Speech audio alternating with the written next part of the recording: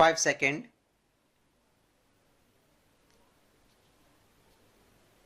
Start. First of all, I want to thank the Honorable Minister for starting Udan Yatri Cafe. This is a great initiative. In the last 10 years, because of the Udan scheme that the Honorable Prime Minister launched, our domestic aviation has grown to the third largest in the world. Also, the number of airports has grown from 74 to 157, almost double. The aviation sector is growing in such a way for which this bill is very much needed. The bill aligns with the Cape Town Convention, and now they can reclaim the aircraft which gets stuck in case of default or insolvency. This bill is also necessary because it will help India achieve a better position in the global aviation finance market. It will also help the development of domestic aircraft leasing hubs, which we are doing in Gift City in Gujarat. Everyone says that the aviation industry is at a loss and airlines are at a loss. It is a completely false narrative. No, they are not in losses. They are very much in profits, and their companies' valuations are also going up. The only way they are in losses is when there are operational losses. The reason we want this false narrative to be out of it is that by creating this false narrative, they are saying that is the reason why the prices of the tickets are going up. We request the aviation minister to regulate these prices, to put a cap on a maximum prices. That can be possible because they are not losing money. Secondly, I want to attract the attention of the ministry to sustainable aviation fuel. Almost 100% of the aviation fuel used in the country is imported from outside the country.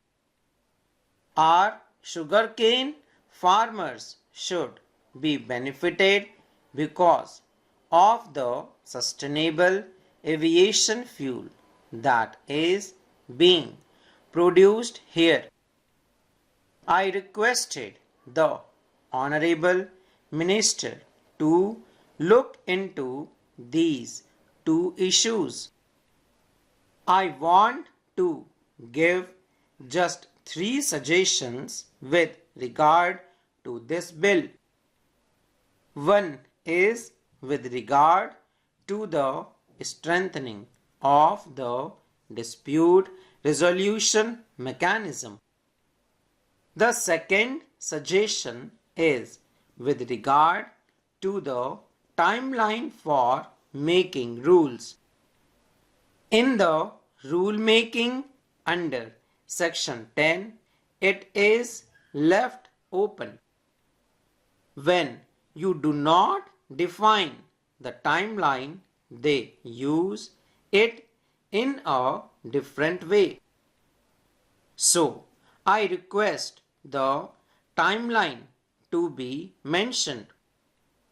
The last suggestion is with regard to the domestic insolvency law. I think Sri Prema Chandranji also has asked to bring it very close to the insolvency and bankruptcy code. This whole law should be brought very close to that so that it will be much more aligned. On behalf of my Telugu Desam party, we wholeheartedly support this bill.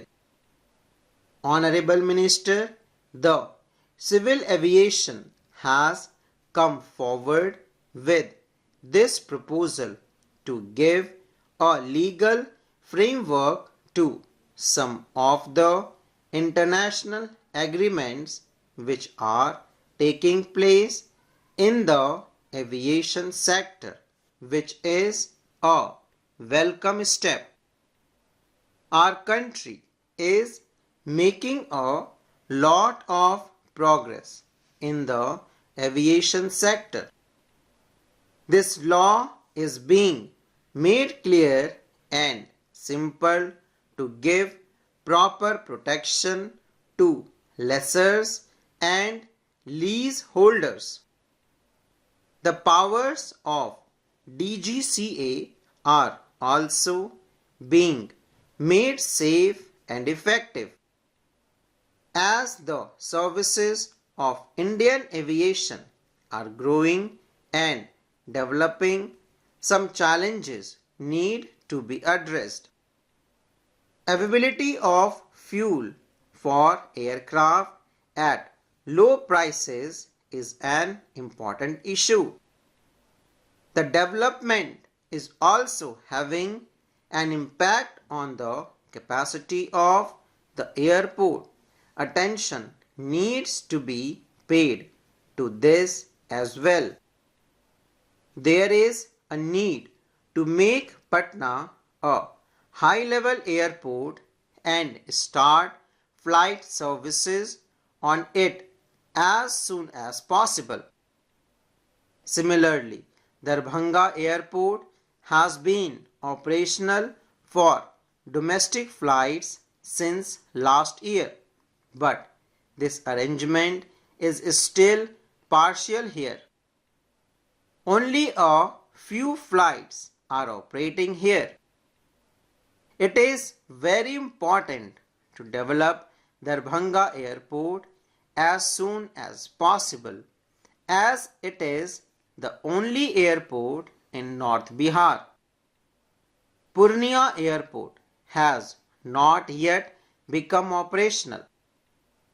I request through this house to get all these airports constructed. It is a matter worth considering that due to privatization, the fares of air service have increased a lot.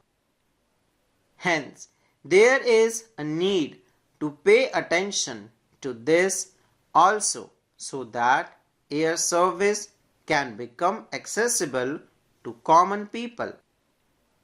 I rise to speak on the protection of interest in aircraft objects Bill 2025.